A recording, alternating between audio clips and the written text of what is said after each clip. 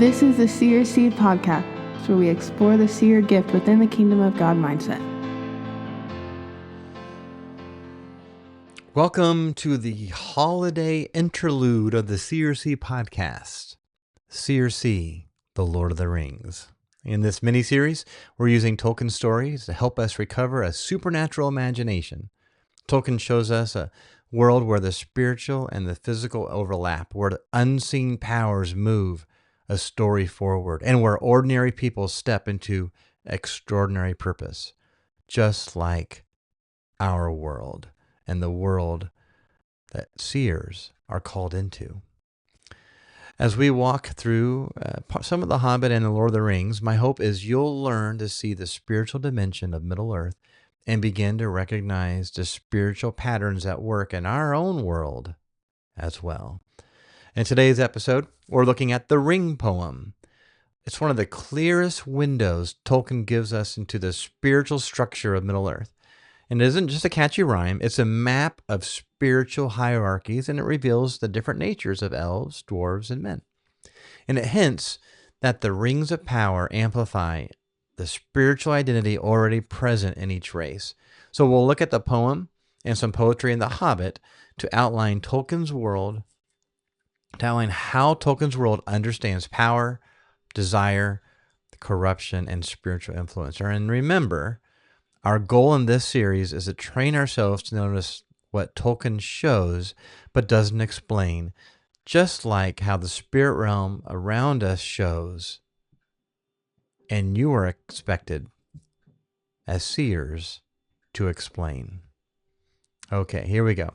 So, the Ring poem. Remember, I am just using the text of the Lord of the Rings. So I have this 50th anniversary edition. It's great. It's one volume. I have the trilogies, hither and yon in the house, but I got this one. We're skipping the notes, right, on the editions. There are some changes and some corrections that were made to this edition. Some of them are controversial. I probably won't get into any of that, but when you open the book, the very first thing that you see is the Ring poem. So it might be important. And I have to say, it's just like with, we're in the holiday season here in the U.S. and around the world, right? We're starting Thanksgiving this week, going into the Christmas, the Advent. And a lot of people will read Luke chapter 1 and 2, and they skip the songs. Don't skip the songs. Read the song. In fact, sing the songs. At my own church, I'm teaching through the book of Luke, and I'm up to the end of Luke, where Jesus references the servant songs in Isaiah as he's getting ready to go to the cross. And so read the servant songs in Isaiah, but sing them. They're songs. Yes, most of us are reading in English translations. Sing them anyway. Songs have power. Poetry has power. All we're using is The Lord of the Rings and The Hobbit, right? And I used to skip the poetry. I skipped it. I got bored with the poetry. I wanted to get to the action. Don't skip the poetry. Okay? Read the poetry. So let's read it. Let's read it. And then let's see what it tells us using only The Lord of the Rings and The Hobbit. 3 rings for the Elven-kings under the sky. 7 for the dwarf lords in their halls of stone. 9 for mortal men doomed to die. 1 for the Dark Lord on his dark throne, in the land of Mordor where the shadows lie. 1 ring to rule them, 1 ring to find them, 1 ring to bring them all, and in the darkness bind them, in the land of Mordor where the shadows lie. Okay, well, the name of the book is called The Lord of the Rings, and it starts with this poem, this verse about rings. All right, so we have 3 rings for the Elven-kings under the sky. Okay, what do we know about elves? All we have are the Lord of the Rings, or the Hobbit.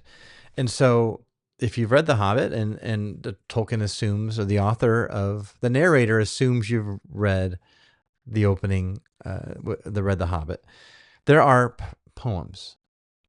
And you learn something about the poem. So let's just read this first poem about the elves, the elves give. And this is in the chapter called A Short Rest. And this is Bilbo, and the dwarves are arriving in Rivendell, which is a home of elves. It smells like elves, thought Bilbo, and he looked up at the stars.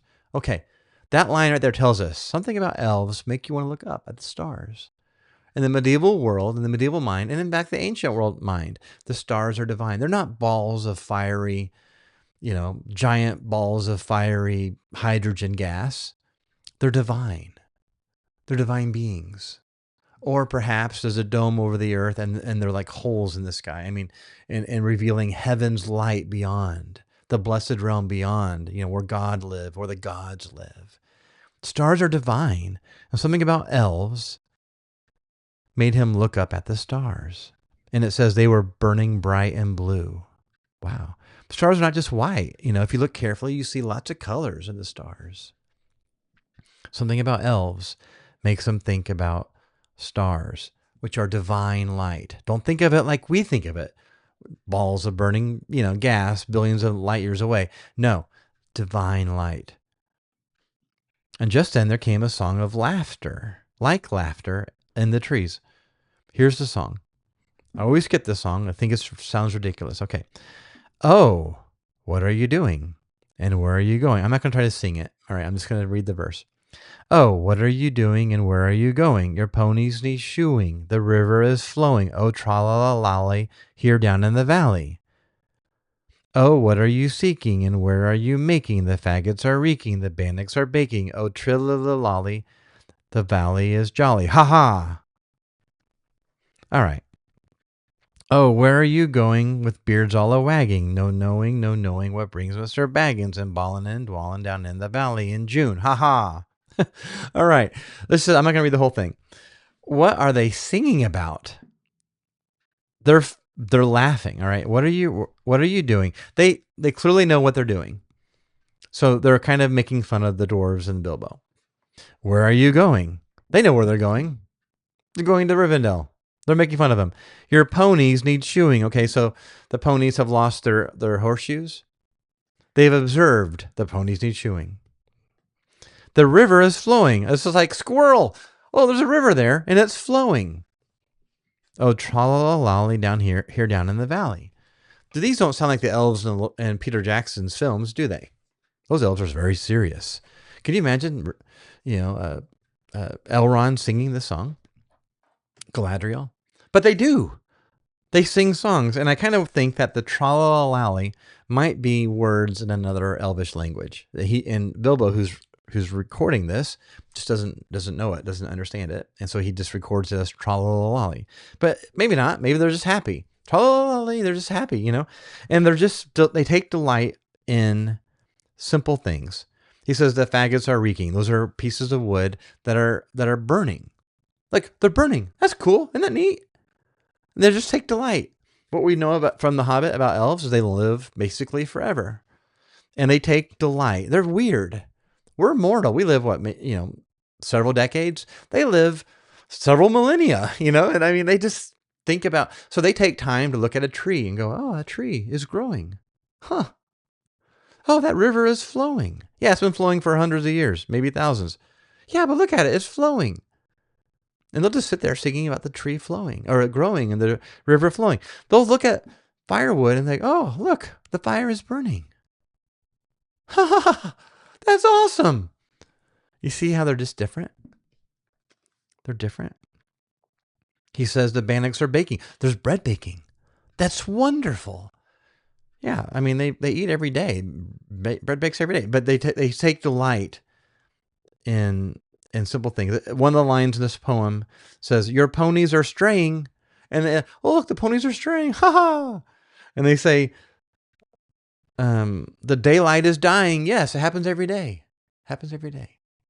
But they take delight in natural things. A little bit later, at the very end of the book, after the adventure, Bilbo again lands in Rivendell. And here's a song. Okay, spoilers, the dragon gets killed. All right. They sing this song, and they're keeping him up at night. I think in the story, he's trying to go to bed. No, wait. Later, he's trying to go to bed. Okay. Here's what he says.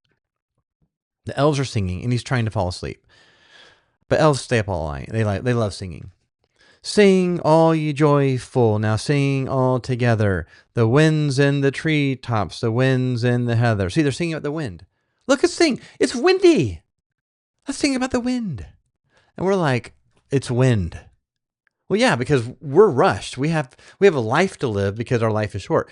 They live forever. They take delight in all sorts of things. The stars are in blossom. The moon is in flower. The bright are the windows of night in her tower. Wow.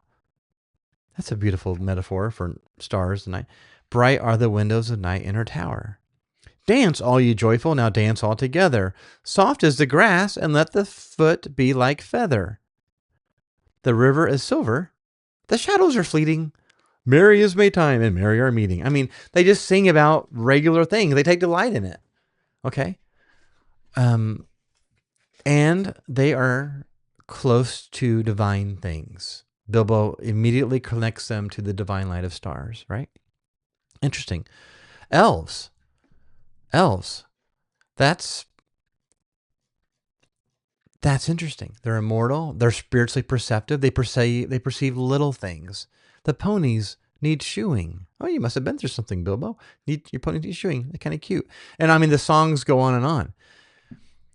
Their rings are the least corruptible, right? It's the closest to the divine light. Their power, what we learn in Rivendell, is preservative. It's healing. It's protection. The hobbits and the Hobbit and the Dwarves and the Hobbit go through adventures and they get to Rivendell and they rest. It shields them from the chaos around. After the adventure, they go there again and they rest, right? The songs acknowledge things little seen. The stars, it actually acknowledges some of the songs, they acknowledge the ancient world. They amplify good when given power. Elves are one of the good people. It doesn't mean elves don't behave poorly. You do see elves behaving poorly. One of the songs, even though an elf does go after, in the Hobbit, does go after some jewels, but he didn't want to go to war over money. He didn't want to go to war over jewels. And one of the songs say, in fact, let me just look it up. It's when Bilbo, at the end, the last stage, he says, the dragon is withered, his bones are now crumbled, his armor is shivered, his splendor is humbled. It's talking about what happened to Smaug. It goes on, and it says, the leaves are yet swinging. Oh, wait, here grass is still growing, and leaves are yet swinging. The white water flowing, the elves are yet singing, come tra-la-la-la, come back to the valley. I mean, when I look at my grass growing, I don't want to sing a song. I want to think, how long before I have to mow it? But they look at the grass and they're like, yeah, it's so great, it grows. But here's the great line. The stars are far brighter than gems without measure. The moon is far wider than silver and treasure. The fire is more shining on hearth in the gloaming than gold won by mining. So why go a roaming? Oh, tra-la-la, come down in the valley. So they're like, yeah, I mean, so jewels are nice, but look at the stars. They're better. Gold's nice, but look at the fire. Isn't that cool? Silver's pretty. It's pretty. I like silver, but the moon is better, right? They're just higher. Okay, they're just higher. So you might believe from the ring poem, 3 rings for the Elven-kings under the sky. You see it? What does Bilbo do? When he sees elves, he looks in the sky. Under divine light. Okay. Their rings might be associated with preservation. Preserving the long past against darkness. Very, very likely. What about the dwarves? 7 for the dwarf lords in their halls of stone. That kind of implies that elves only need the 3 rings of power to do a lot of good.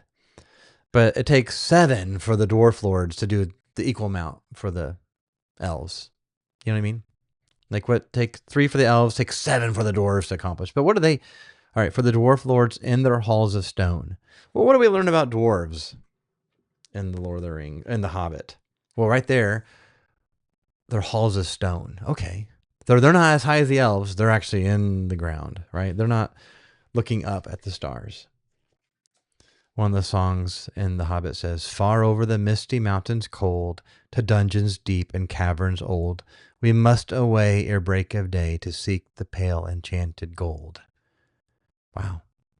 Tells you a lot about dwarves right there. They're thinking about mountains and dungeons and caverns and pale enchanted gold. Why? Well, because the dwarves of yore made mighty spells while hammers fell like ringing bells in places deep where dark things sleep and hollow halls beneath the fell. So, right, because they like working with gold. They like working with jewels. And goes on how they like gold. They like jewels. They like making things. But you know what? There's another song that's pretty spectacular. I won't read the whole song, but it's in the chapter called Queer Lodgings in The Hobbit. The wind was on the withered heath, but in the forest stirred no leaf. Their shadows lay by night and day, and dark things silent crept beneath. Okay. That's probably the withered heath. That's where the dragon is. And the forest is the misty mountain. The wind came down from mountains cold, and like a tide it roared and rolled. The branches groaned, the forest moaned, the leaves were laid upon the mold. The wind went on from west to east. All movement in the forest ceased, but shrill and harsh across the marsh it whistled, voices were released. So it's coming from west to east, across the forest, across the marsh. I'm not going to read the whole poem, but it goes on to the mountain, and it sweeps over the dragon's lair. And then the last stanza, it left the world and took its flight over the wide seas of the night. The moon set sail upon the gale, and stars were fanned to leaping light. Fascinating poetry. That is a poem about providence. The wind is God, or God's will, or the will of some deity, pushing the dwarves on their mission to the mountain, and then it goes up, back into the heavens. So they do have a deity. They do have some spiritual awareness. But what does this tell us? The Ring song and the poetry in The Hobbit, and what we learn from The Hobbit, is they are susceptible to things like dragon sickness, greed, obsession with gold, possession of things like the Arkenstone, jewels, wealth, kingdoms. They are grounded, literally, in the ground. They're tough. They're resistant. They're hard to dominate. And they're a little bit spiritual, but not like the dwarf, not like the elves. They want to be in halls of stone. Their rings stoke desire.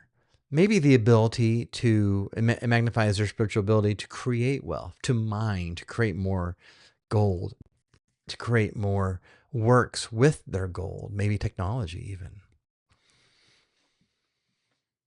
You do hear in The Hobbit where there's some lament that in the distant past, the dwarves could make mightier works than they could in the present time of The Hobbit.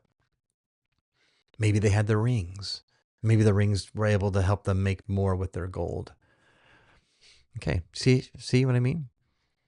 The rings for the dwarves may amplify desire and craftsmanship, but also obsession. Also obsession. All right. Now what's the next one? 9 for mortal men doomed to die. Ooh. Well, dwarves are mortal. They know they live longer than men, but men are doomed to die. I love the alliteration, doomed to die. 9 for mortal men doomed to die. Well, yeah, it's kind of redundant. Mortal men doomed to die. Yes, mortal means you're doomed to die. 9 for mortal men doomed to die. Don't we protest against that? Don't we protest against our mortality? Don't we protest against being doomed to die? It emphasizes the mortality of men. So let's look at poetry in The Hobbit that the men sing. There is no poetry in The Hobbit that men sing. None. They run into men. Wait. I could be wrong on that.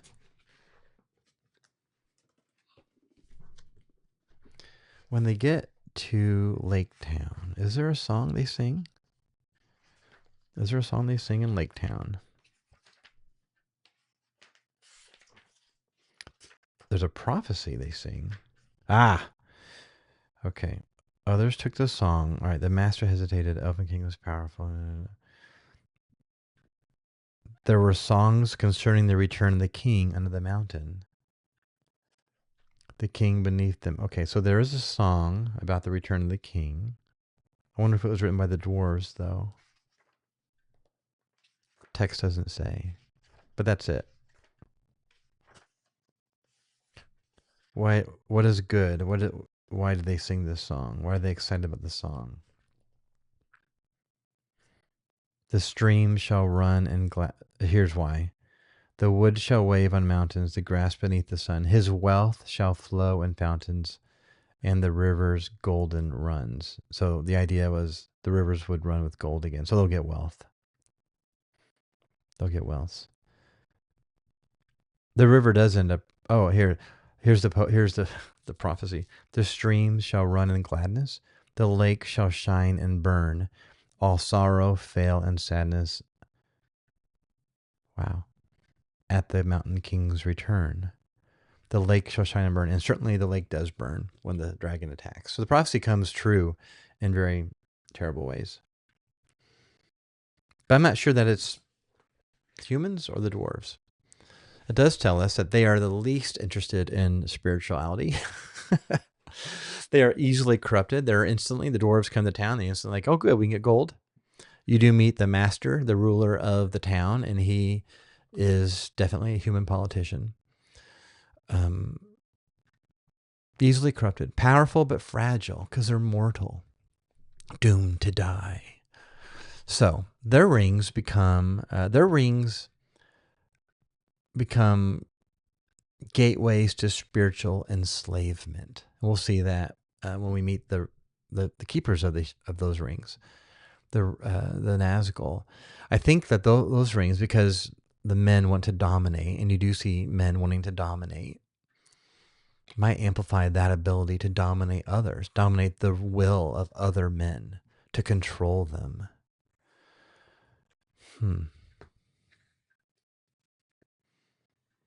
We'll learn more about that. Enslaved wills. We'll learn more about that. But the ring might also, 9 for mortal men doomed to die. The rings of the 9 might reverse the doomed to die, right? Make them immortal. Or maybe, spoilers, they're the ring wraiths. So they're doomed to die, but they continue existing. Then it goes, 1 for the Dark Lord on his dark throne. Well, we don't know what the Dark Lord means, but it doesn't sound good. It says dark twice. In the land of Mordor where the shadows lie. So at this point in the story, we don't know anything about the land of Mordor. It sounds bad. You do have a map that you can look at. You can see that has Mount Doom there. Mordor sounds like murder in English. So, and the shadows, where the shadows lie. Shadows. Those are shades. Those are spirits, dark spirits. So the land of Mordor is where the dark spirits live, or they lie.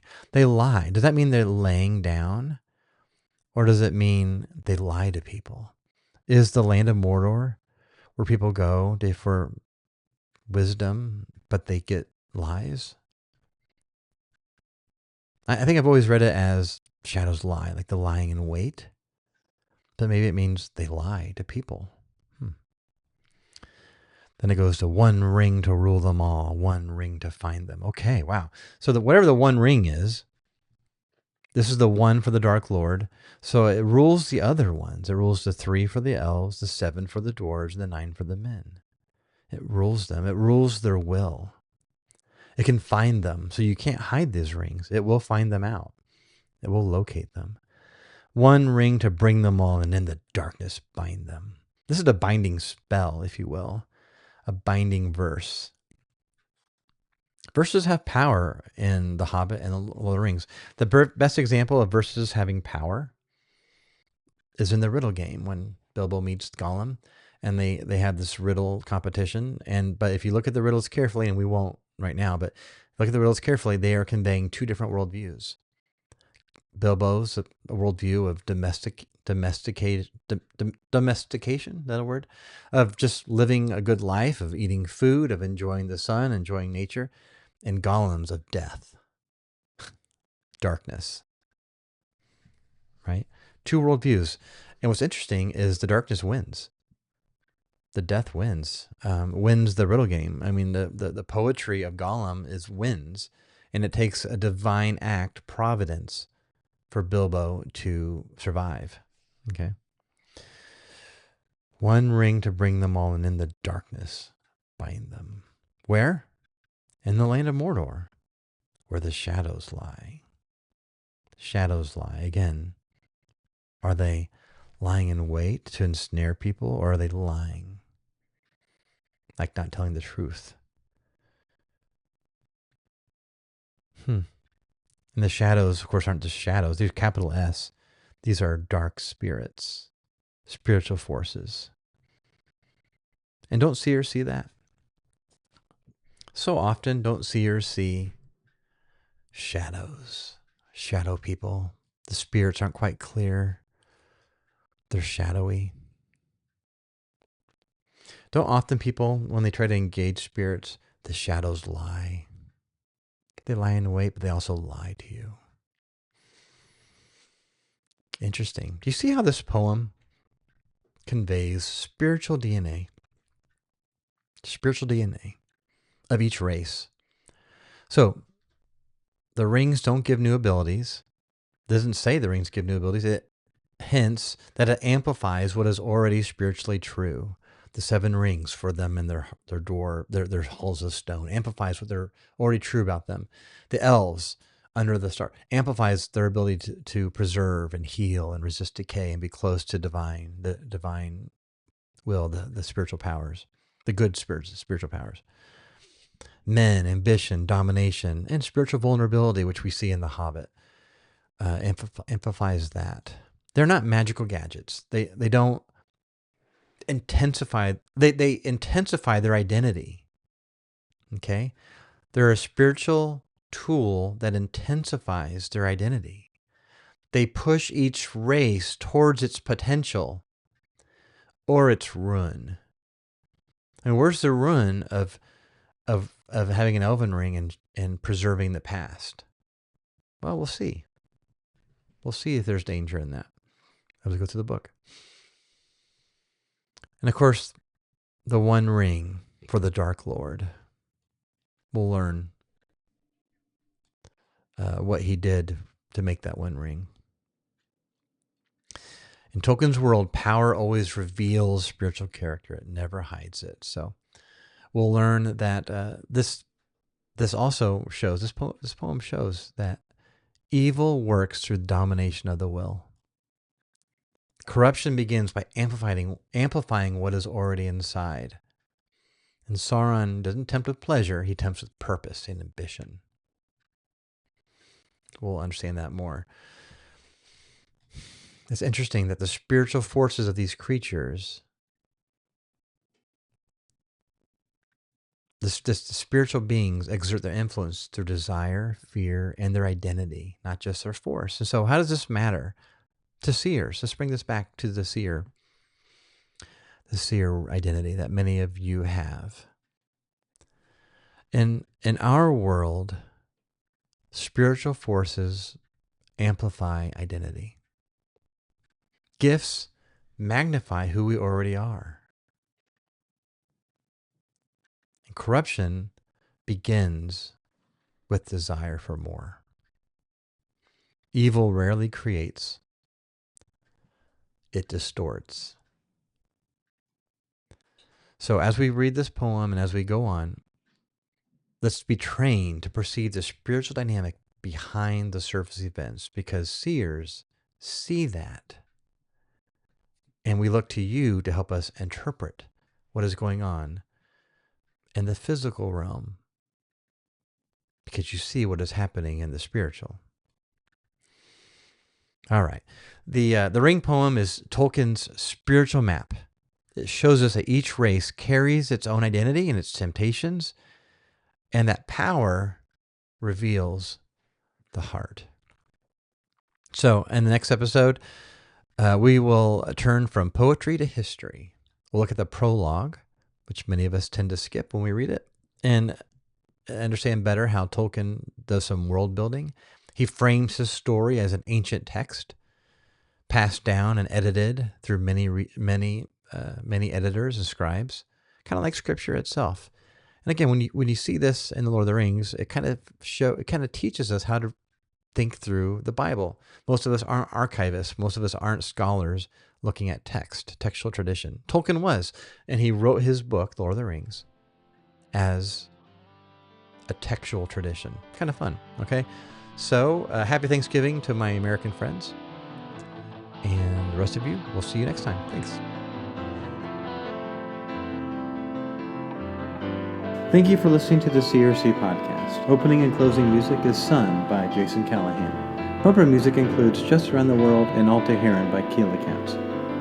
Music and CRC podcasts are distributed under Creative Commons Attribution Non-Commercial No Derivatives 4.0.